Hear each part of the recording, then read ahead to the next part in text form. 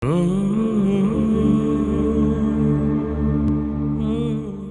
الله الرحمن الرحيم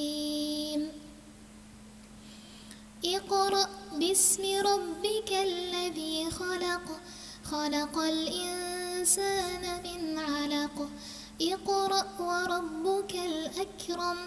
الذي علم بالقلم علم الإنسان ما لم يعلم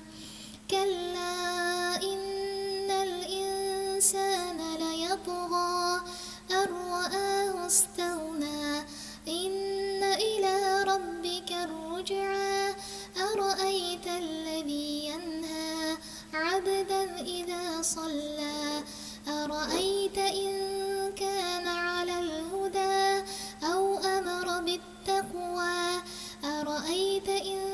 كذب وتولى ألم يعلم بأن الله يرى كلا لئن لم ينته لنسفعا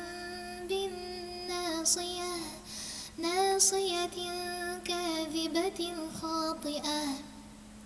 فليدع ناديه سندع الزبانية